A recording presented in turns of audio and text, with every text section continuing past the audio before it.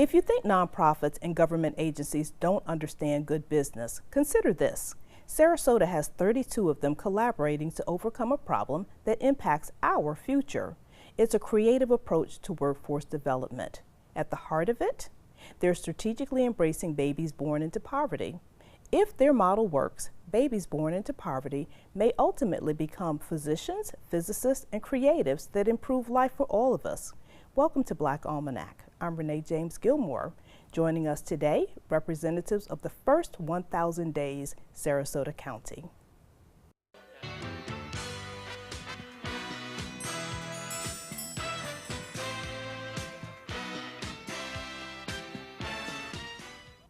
Welcome, Suncoast. I'd like to introduce our panel today.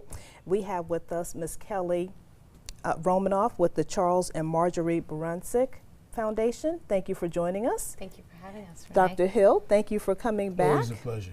And Ms. Michelle Perenikek, thank you for joining. Thank you for joining us. We are here to talk about something really, really cool. And I'm going to start with you, since you are the innovation officer, right? Yes. And this project that we're talking about today, the first 1,000 days, Sarasota County, is an innovative project, and we are starting with the end in mind. While we talk about workforce development and being able to tap all of the talent that we have in Sarasota County, indeed in this region, we're going to start with the babies, because those first 1,000 days mean everything to development. And since you're the innovation officer, tell us how this is really an innovative project. It would be my pleasure, Renee. Thanks so much for having us here. The brain of the baby is developed pretty much by the age of 5, and when that baby is conceived in the mother's womb and born, magic starts happening in their brain. And what we are doing with First 1,000 Days Sarasota County is bringing together all of our community's resources to really wrap around that mother, baby, and family and make sure they have access to any service they need so that the mother and the baby are on a healthy path when that baby is born. Absolutely. Now we have 32 organizations participating. 40 Carats, we're so familiar with the work that you do also. But 32 organizations, both nonprofits and government entities coming together. It's like everybody just load up on the resources, which cannot be enough, I'm sure, even with 32 coming together, which is why we're so glad to hear about how you're leveraging what you do have available to you. One of the purposes of this whole initiative is to get all of us working together. One of the questions the Barancik Foundation posed to organizations like ours was, what are you worried about in your work? What can we help you with? And we all said, we're missing so many families and babies out there. We know they're there. And when we heard from the hospital that 52% of the babies born, out of 3,600 babies, they're born into low-income homes. Parenting and raising children is really difficult under the best of circumstances, and for those families, they're already starting with additional challenges. And we know that poverty creates a lot of toxic stress that really affects brain development. And so how do we all come together? And it's not just people like 40 Carats doing parenting and mental health and early education, but the food bank, because families need nourishment and homes and connecting them to all sorts of different resources that we're really fortunate to have in our community. Why does it sound so odd to my ear when we talk about 52% of all babies born in Sarasota County are born into impoverished families? You know, we forget how, because we have such a beautiful environment that we live in, because we have so many people doing so well here, it's hard to think about hard to wrap your head around that. That's a big number, big percentage. And there are many in the community who cannot imagine that.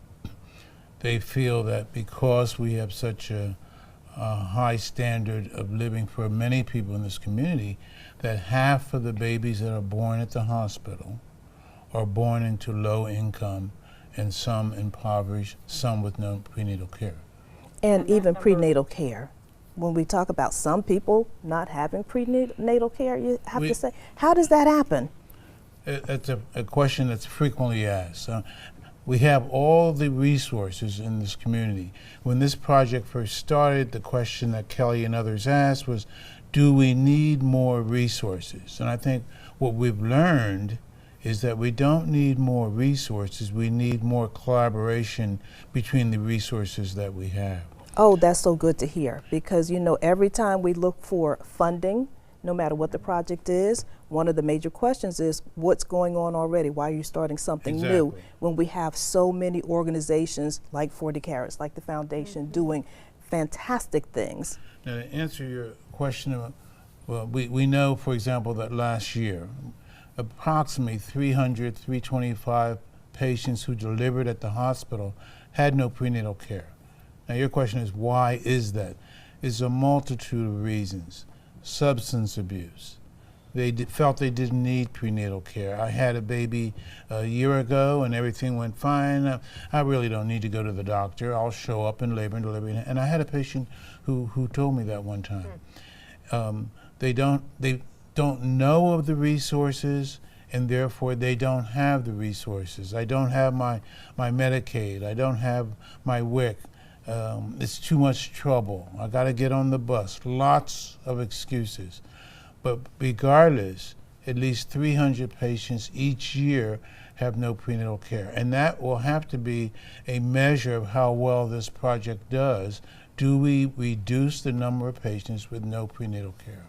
And I guess some of the obvious questions in terms of having a healthy baby means a healthy start for sure, not just a tagline. That's a real thing. Right. So when people are not having prenatal care, what's happening to that baby when it's in the body and we're not getting the kind of treatment that women get when they go to the doctor? Kelly can speak to that. She just had a baby. I was going to say I respectfully defer to the doctor at the table. Yes. Well, I think the first 1,000 days starts with conception and then carries forward to age 3. So we take the little pieces of that prenatal care. If a patient doesn't come in for prenatal care, she may not be getting her iron, she may not be getting her vitamins, the baby on ultrasound may be abnormal, blah, blah, blah. And the only way to know if that pregnancy is normal, and certainly 90% of the pregnancies that we see are normal. They're absolutely normal. They're going to result in a nice, normal baby. But 10% of them have an issue, either with mother or baby, mother's diabetes, mother's weight, mother's substance abuse, or the baby not getting big enough, genetic problems, etc. So that little piece of the pie is very, very important in this first 1,000 days. May I add something there? As Dr. Hill mentioned, I did have a baby earlier this year, and I think so much of the prenatal visits are also just for your emotional and your mental health too. It's a time when you're questioning and your body's going through massive changes, and if it's your first child, you don't know what to expect, and everything's fine. But just having someone to ask the questions to and get validation and reassurance, that means a lot for the mother as we're preparing to deliver the child and then raise this child. That reassurance that, hey, there's someone who has your back and it's going to be okay. That emotional support from the prenatal visit is as much, I think, as important to the mother as the medical side of things. Good point. You know, I read in the material that you have that is so very well done about 80% of the brain development takes place within the first 3 years after birth. It's amazing, isn't it? Okay, so now I get the fact that this is why I guess we have also learned in here about this term plastic. Our brains are so much more plastic in the early days. And so this is why the learning is much more difficult as we age. So starting fresh and starting on point makes a big difference for us. Remember, I was just going to say that yes, and why it's so important when children's brains are being developed and all of the neurons are connecting in those early years. If they are built on a healthy highway, per se, that is setting the foundation for the rest of their life. And that goes for their relationships, their decision making. And those things are carried out throughout your life. And when we look at negative outcomes, the things that we're trying to avoid, teen pregnancy, incarceration, drug abuse, there's a plethora of them. We can stop that, and we can stop it in early childhood. And that is when making the investment makes the most difference for those babies. And then again, back to your workforce development for all of us, for our next generation who are going to be our doctors and our innovators and our newscasters. And getting people and getting these children prepared to study, prepared to go into education, prepared to go into training programs. I really get it after hearing so much more about it. This is why we're so excited about this entire project, and that the foundation has pulled all these resources together. So I assume that you all have surely an operating plan, but a business plan for the that includes some targets that you're looking for, some outcomes that you expect of the project. Can you tell us about those? Sure. The partners, when we pulled everyone together, they identified the 4 greatest barriers that they think families face in accessing prenatal care and early childhood development. And one is the coordination of services. So all the nonprofits that a family may go to at any point, they felt like the nonprofits didn't talk very well, and sometimes a mother would have a really hard time navigating all of the services. So one of the things we're doing is putting a patient navigator at Sarasota Memorial Hospital, and that person will be responsible for finding the mothers who are at highest risk, highest need, and in most need of extra help, and hand-holding them to the places they need to be, and making sure that there's good follow through and that there's good case management. And we hope that we're able to decrease the number of mothers who come into the hospital with no or limited prenatal care. We're also very interested in emergency room visitations. Can we reduce the times that a pregnant mother comes into the emergency room? Can we reduce emergency room visits by their child? Because they now have relationships with a primary care physician, or they're getting preventative health care, or they know where to go to triage something instead of waiting for it to be an emergency. And we're also really interested in how are we referring a family to the different nonprofits? Is it a smooth transition from one organization to another? Are you smoothly going from the food bank to the library to your child care? What pitfalls can we remove in those transitions to make it easy for families? So those are a few of the outcomes, but we'll be digging in more. We are hiring someone to do independent evaluation on this pilot and all of the activities with First 1,000 Days, and they'll bring even more rigorous metrics into our work. But I know I personally have a high degree of accountability for this initiative, and we want to demonstrate a return on investment to the hospital and to our community after the 3-year pilot period. Now, have you all had to build infrastructure to get people, when I say people, get you all as administrators connected, as leaders and administrators, to get all these connected? When we talk about the fact that there are 32 organizations, there have been times in our history in terms of organizations being able to share medical and personal, some of the information cannot be shared. Right, data. But exactly. So you have you had to build a database or build some procedures in to be able to make the sharing of data so that you can better service people? That's $1 million question. So far, we have not had to invest in infrastructure, and that is because of our fantastic hospital. Sarasota Memorial Hospital is a great partner in First 1,000 Days, and they are allowing this initiative to work off of the hospital's infrastructure. So they're employing the 2 personnel who will serve as the patient navigators. They are looking at their electronic medical records and making sure that we're asking all the questions that we need to record necessary data. 211, which is like a 911, but if you need social services help. They're also looking at their screening questions and adding what we may need to find mothers who are pregnant and detect them. Healthy Start, they have a great intake and referral. So everyone is taken what infrastructure they have and just made slight modifications to put this broad lens of prenatal care and early childhood development. The short answer, no, but everyone I think has kind of stepped up their game to address this heightened sense of urgency to care for mothers and babies. Some of it already exists. For example, the hospital and the health department already share data. If I'm working at the hospital, I can look at data from the health department.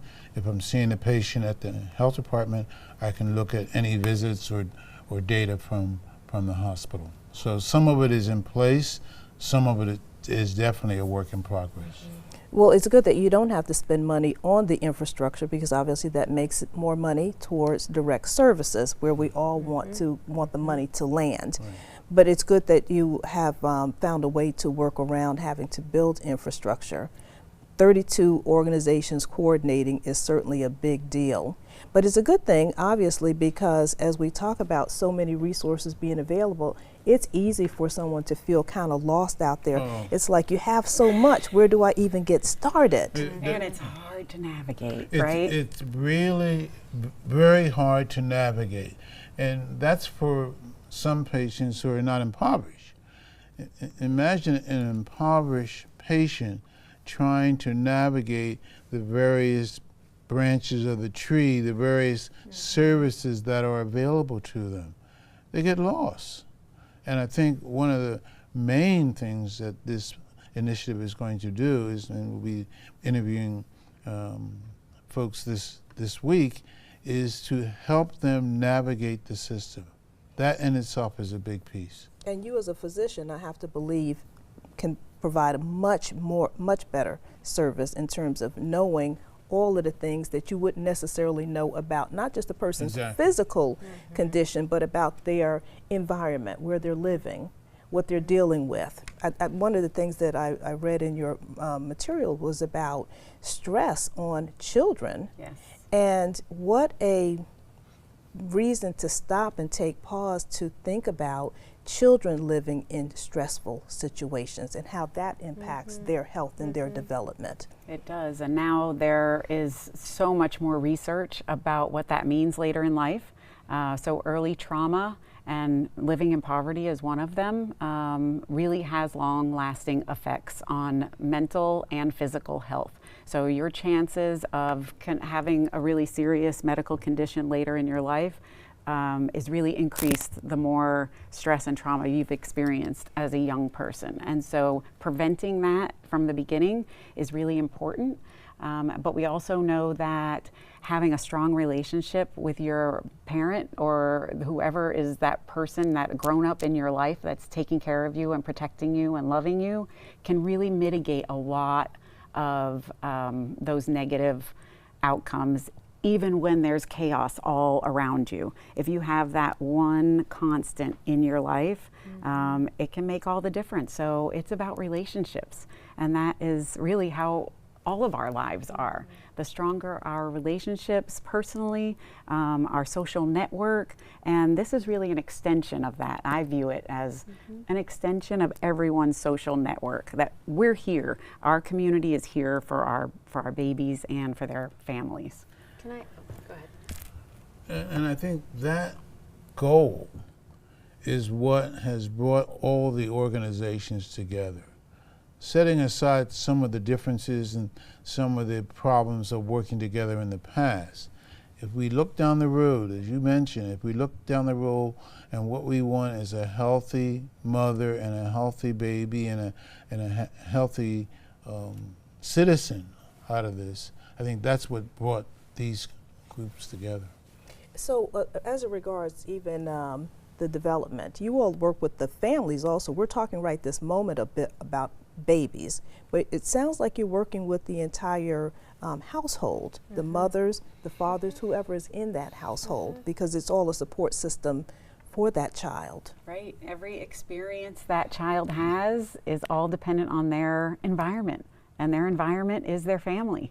And so teaching families, and sometimes it's not mom and dad, sometimes it's grandma and grandpa, or an uncle, or foster families, but having everyone have an understanding of how important they are in playing a part in that child's life and what it means and what's happening, you know, in that brain, it's so amazing. And when people know that things that they do can make a difference for that child, they'll change their behavior. It might sound surprising. There are people who really don't know that you should speak to your infant. And those are the ways that you start making connections and how that baby's brain really starts working. So even though they can't speak back to you, that's the beginning of their language. There are so many things that we do maybe inadvertently or not thinking about how important they are. Reading to your baby, singing to your baby, just the touch, hugging your child.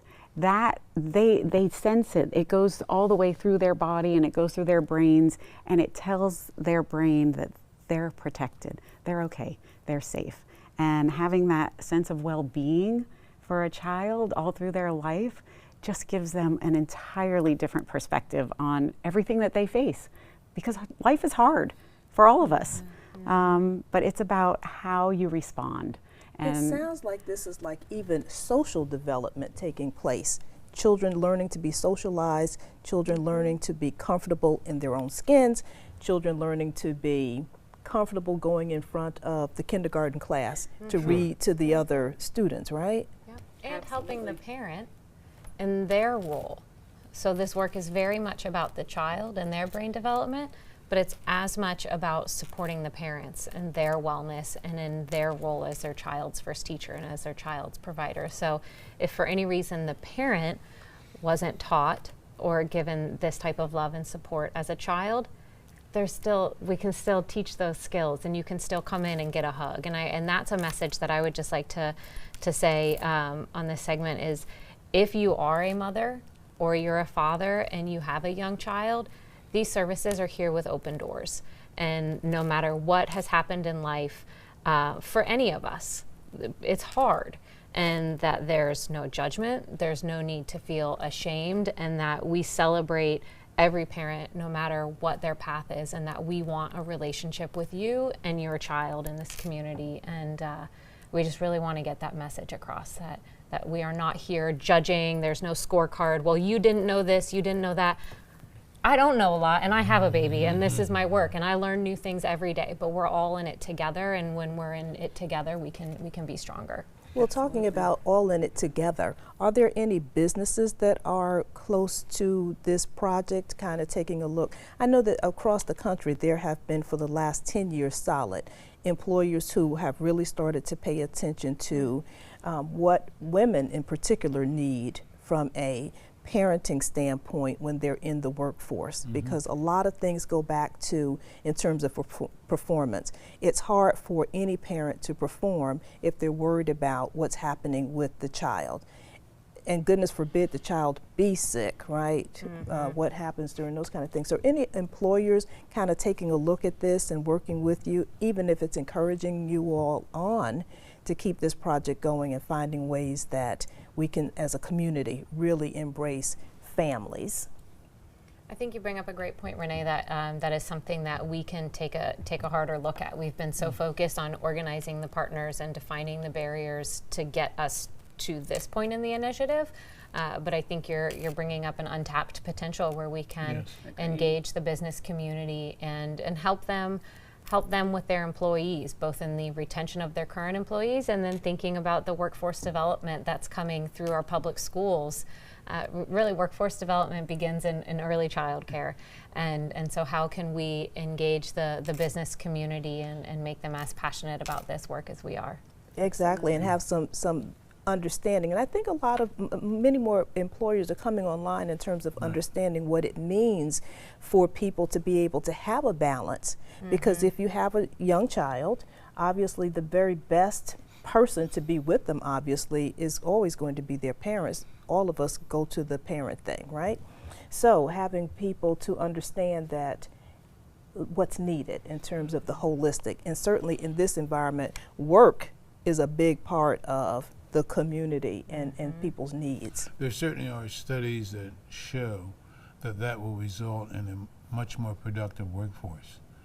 If you are working and know that your child is in good hands, whether it's a nanny or 40 carats, then that mother or father is going to be way more productive.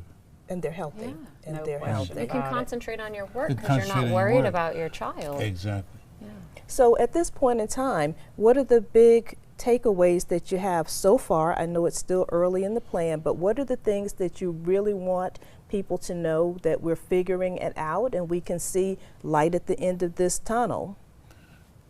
I'd like to speak to the piece of the patient navigator. I think that piece is going to be very, very important.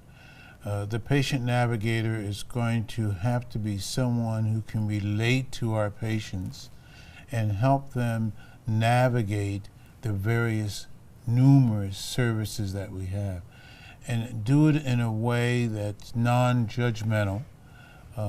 We really don't care what you've done in the past. We want to know about it. We want to know about what you're doing now, but we're not going to judge you.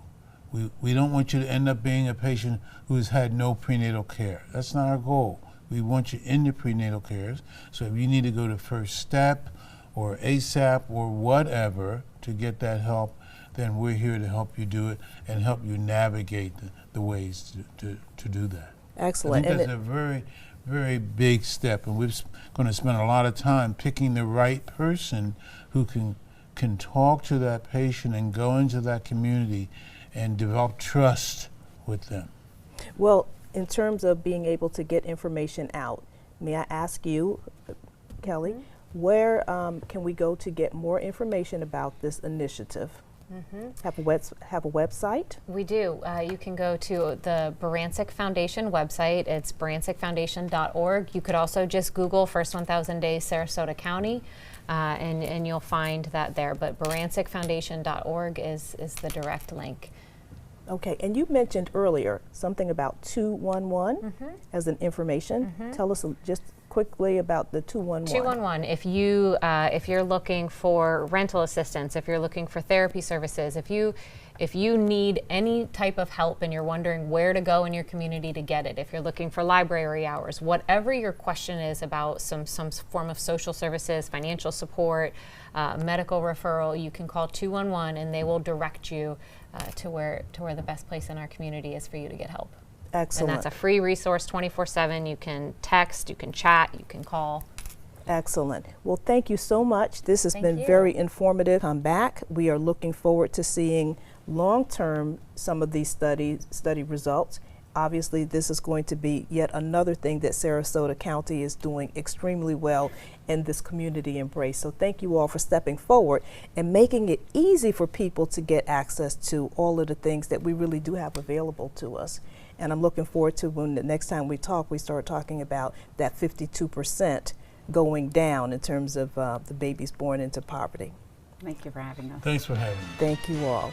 And thank you, Suncoast. We'll be back next week.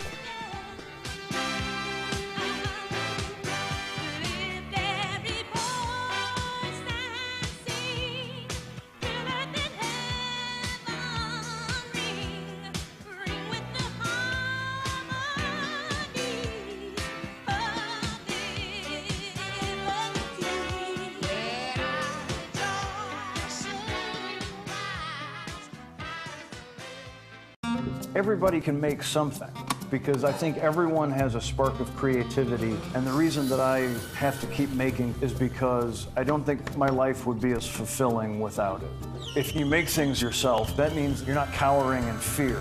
You're out there taking chances. That, I think, is my way of saying I love you to the world. All right, now I want to hear why you make. Share your own Why I Make story today. Visit whyimake.org. Designers do it with style. Tell me what's going on here, because why you don't like my hair? The Mark and Mandy Show. In-depth design ideas. What is up with the tuck tape here? Let's cover it up. Amazing beauty and fashion tips. So Halle Berry has amazing skin. Her secret is coffee grounds. No. Delicious recipes. Today I'm gonna show you a special dish that is sure to please that special someone in your life. Watch the Mark and Mandy Show right here on your favorite channel. Like ABC7 WWSB on Facebook.